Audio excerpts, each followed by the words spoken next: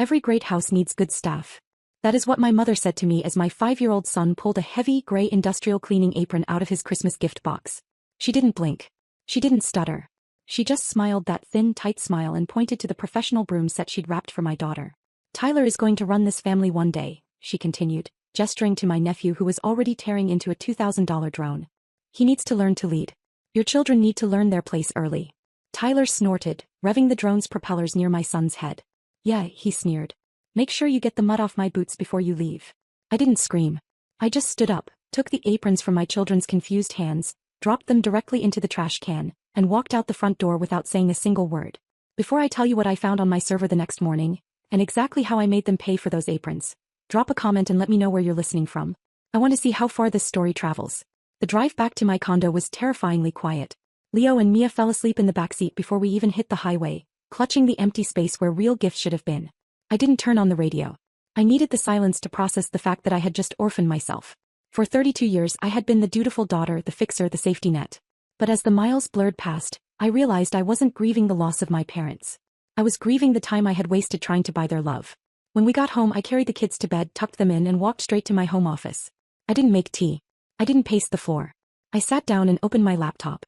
I am the lead landscape architect for one of the most aggressive firms in the city, but for the last 3 years, I have been ghost designing the Green City project for my family's firm. It was supposed to be my legacy, a massive eco-friendly urban park system worth millions. But because my name isn't Justin, my father insisted I do the work in the shadows while my brother took the meetings. I logged into the firm's private server. My plan was simple: revoke their access, watermark my designs and leverage them for an apology. But the moment my screen flickered to life I stopped breathing. The access logs were scrolling in real time. Someone was currently logged in as admin. I stared at the screen and for a second my resolve wavered. Why was I surprised? Why did part of me still want to call my dad and ask for an explanation? That is the invisible chain of the survivor. It's a psychological debt you are raised to believe you owe. From the time I was 6, my parents taught me that Justin was the investment and I was the insurance policy. I wasn't just a sister. I was the organ donor, the bank account, the backup plan. They conditioned me to believe that my survival was a privilege they granted me, and the rent was due every single day. 3 years ago my father called me weeping, saying the company was going under. He said they would lose the estate. I drained my entire life savings, $50,000 that I had scraped together by working double shifts and freelancing until my eyes burned.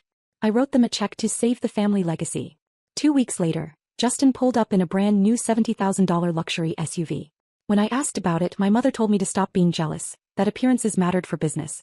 I swallowed that rage then. I told myself I was helping. But I wasn't helping. I was paying a ransom for a love that didn't exist. But sitting there in the dark watching the cursor blink, the chain finally snapped. They had trained a servant, yes. But they forgot that the servant is the one who holds the keys to the castle. I looked closer at the file directory on the screen. The Green City master folder wasn't just being viewed. It was being moved. I watched the progress bar inch toward 100%. Moving files. Not copying. Moving.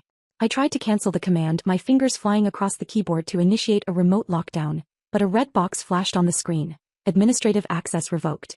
I stared at those 3 words. They weren't just an error message. They were an eviction notice. I tried the backups. Corrupted. I tried the cloud mirror. In the span of 30 seconds, 3 years of my life, thousands of hours of rendering, environmental impact studies and structural schematics, had simply vanished. The Green City project wasn't just a portfolio piece. It was a $3.5 million contract that I had built from the ground up. It was the future of the firm. And now it was gone. My phone buzzed on the desk, vibrating against the wood like a warning shot. I picked it up. It was a message from Justin. No, Merry Christmas. No, sorry about Mom. Just a photo. It was a selfie. He was sitting in the back of a luxury car, holding a crystal flute of champagne, wearing that smug, untouchable grin that had gotten him out of every speeding ticket and failed class his entire life. The caption underneath read, "Thanks for the inheritance, little aunt. Don't worry, I'll put my name on the title block so it actually sells. You stick to sweeping." I didn't throw the phone. I didn't cry. I felt a strange, cold calm settle over me, like the temperature in the room had dropped 20 degrees. This wasn't just a stolen credit. This was a hostile takeover. Justin knew he couldn't design a doghouse, let alone an urban ecosystem. He needed my work to land the partnership with the Global Developers Group this week. But he didn't just want the money. He wanted to erase me. By deleting the backups and locking me out, he ensured I couldn't prove authorship. He was banking on the fact that I was the good sister, the one who would never sue her own family, the one who would swallow the loss to keep the peace. He thought he was taking credit. He didn't realize he was taking the pin out of a grenade. I looked at the photo again. Little aunt. That's what he used to call me when we were kids, stepping on my sandcastles because he knew Dad would just laugh and say I built them in the wrong spot. He thought I was small. He thought I was powerless because I didn't have his title or his inheritance. But Justin made a critical error. He forgot who actually built the castle.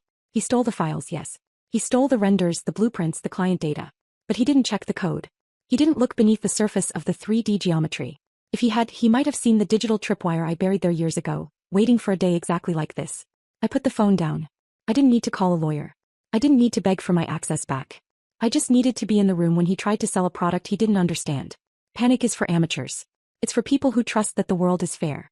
I stopped believing the world was fair when I was 12 years old and watched my parents buy my brother a pony while I got a second-hand bicycle that was missing a pedal. I didn't call a lawyer. I didn't call the police. I didn't waste time screaming into a pillow. I sat forward in my chair, the glow of the monitor reflecting in my eyes, and opened a command terminal that I had hidden on my laptop years ago. Justin thought he was a genius because he knew how to change an admin password. He thought stealing the files was the end of the game. But he made the classic mistake of the parasite. He assumed he understood the host. He saw the Green City project as a collection of pretty pictures and sellable assets. He didn't understand that it was a living, breathing system I had coded from the ground up. And because I knew exactly who my brother was, a thief with a smile, I had taken precautions. I typed in a string of code that didn't look like anything special. Just a series of random characters to the untrained eye. But on the screen a hidden directory popped up. It wasn't on the company server. It was local, buried deep in the metadata of the 3D geometry itself. Architects call it a digital watermark. I call it a dead man's switch. 3 years ago when I started building the core models for the project, I embedded a script into the foundation of the virtual city. It's invisible. You can render the city 1,000 times, walk through it in VR, print it on blueprints, and you will never see it. It sits dormant, waiting for a specific command to wake up. It was my insurance policy. I knew that one day my family would try to take this from me. I just didn't know when. I checked the status of the script. It was active. It was waiting. Justin had the files, yes. He had the presentation ready for the global developers group. I checked the industry news feed on my second monitor. The pitch meeting was scheduled for Tuesday morning at the downtown real estate exchange. That was 48 hours away.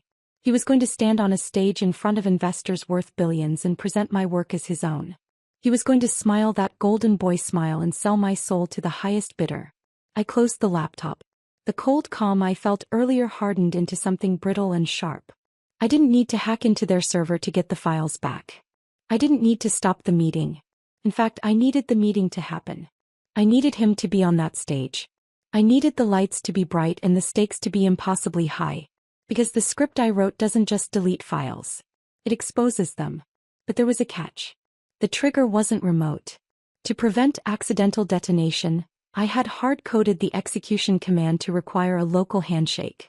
I had to be on the same Wi-Fi network as the presentation computer. I had to be in the room. Tuesday morning broke with the kind of aggressive sunshine that feels like a mockery when you know you might be walking into your own execution. I stood outside the real estate exchange, a fortress of glass and steel where the city's skyline was bought and sold. Inside, in less than 30 minutes, the global developers group would decide the fate of the Green City project. My project. I adjusted my blazer, gripped my phone, the detonator, and walked toward the security checkpoint. I didn't have a plan B. My entire strategy relied on the arrogance of my brother. I assumed he would be too busy polishing his ego to remember to revoke my building clearance. I was wrong. I tapped my badge against the scanner. Instead of the familiar green chirp, the machine let out a low, angry buzz. The light flashed red. Access denied. I tried again. Red. Ma'am. A security guard, a man whose neck was wider than my head, stepped in front of the turnstile. Badge is invalid. You need to step back. There's a mistake, I said, my voice steady despite the sudden drop in my stomach. I'm the lead architect on the morning pitch. My name is Giselle. He didn't even look at his screen. System says your credentials were scrubbed yesterday. Terminated with cause. You're on the do not admit list. Terminated. Justin hadn't just stolen the work. He had anticipated I would try to save it. He had preemptively fired me from the company I helped build just to keep me out of this room. I stood there, frozen, realizing the fatal flaw in my plan. The dead man's switch required a local handshake. I had to be on the internal Wi-Fi. If I was standing on the sidewalk, I was nothing but a spectator to my own robbery. Then a black SUV pulled up to the curb. The VIP doors opened. My parents stepped out first. Richard looked like a statesman in his tailored suit. Patricia was glowing in pearls and silk, playing the role of the proud matriarch perfectly. And then came Justin. He stepped out onto the pavement, adjusting his cufflinks, looking every inch the visionary genius he pretended to be. They were laughing. They were celebrating before the ink was even dry. Then they saw me. They didn't look afraid. They didn't look guilty. My mother actually sighed, a look of profound disappointment, as if I were a stain on her perfect morning. My father shook his head, turning his back to usher my mother inside. But Justin stopped. He looked at me standing behind the security line, blocked by the guard, holding a phone that was now useless. He smiled. It wasn't a nice smile. It was the smile of the boy who broke my toys and knew he wouldn't get in trouble. He leaned in close to the glass doors, made eye contact with me, and mouthed 2 words. Go home. Then he turned and walked into the lobby, the golden doors sliding shut behind him. I was locked out. The pitch was starting in 20 minutes. He was going to sell my life's work for $3.5 million, and I was going to be left on the pavement with absolutely nothing.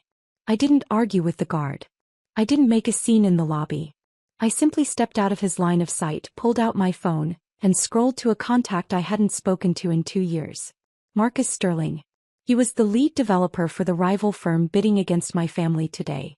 2 years ago I had tipped him off about a zoning violation on one of his sites. Not to help him, but because it was the right thing to do. He owed me. I sent one text. I'm in the lobby. I can prove the Green City IP is stolen. Get me in. 2 minutes later the elevator doors opened.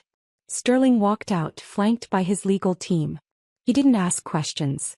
He didn't ask for proof yet. He just looked at the guard and said, "She's my external consultant. She's with us." The guard stepped aside. Just like that, the fortress walls crumbled. I walked into the boardroom at the back of the pack, slipping into the shadows near the AV console. The room was massive, but all the oxygen was being sucked up by the man on the stage. Justin was in his element. He was standing in front of a 20-foot LED wall, displaying a rotating 3D model of my city. He looked confident, charismatic, and completely fraudulent. This ecosystem, he was saying, gesturing broadly, was born from a vision I had 3 years ago. It's not just architecture. It's a philosophy I've cultivated. My parents were in the front row, nodding like bobbleheads. They looked so proud. Proud of the lie. Proud of the thief. I pulled out my phone. My thumb hovered over the Wi-Fi settings. The network name popped up. RX_current conference. I typed in the guest password Sterling had just whispered to me. Connected. The handshake was complete. The dead man's switch, buried in the presentation software, pinged my phone. It was awake. It was waiting for authorization. I looked at Justin one last time. He was laughing at a joke he'd just made, basking in the admiration of billionaires. He truly believed he had won. He believed that erasing my name from the file was the same as erasing my existence. I didn't feel guilt. I didn't feel hesitation. I felt like a judge dropping a gavel. I tapped execute. I didn't look at the screen. I looked at Justin's face. In 1 second his arrogant grin vanished. His eyes went wide, reflecting a sudden violent wash of crimson light. The ambient lighting in the room didn't change, but the massive LED wall behind him had turned the color of fresh blood. A shocked silence fell over the room. Investors leaned forward, my parents stood, and Justin froze as his bright eco-city vanished from the screen. In its place, a flashing red wireframe shouted the truth. Stolen property. Author, Giselle. Signature forged. Project terminated. Justin hammered the clicker, begging the tech to fix it. Nothing. It's a hack, he stuttered. It's not, I said, stepping forward. It's a copyright claim. I left before the chaos erupted. The elevator doors closed on shouting investors and my mother's frantic excuses. In the garage I reached my car, until a fist slammed onto the hood. My father, wild-eyed and purple with rage, blocked my escape. You think you won? He yelled. I just took out a $50,000 loan against your condo using your power of attorney. The money is gone. You're broke. Homeless. But he had forgotten one detail. The account he wired the funds through belonged to both of us. A joint account. And I had already moved the money. You didn't save Justin, I told him. You paid me. He stared, stunned as I drove away. Outside, sunlight hit the windshield. I had $50,000, a job offer waiting, and, finally, a life no one else controlled.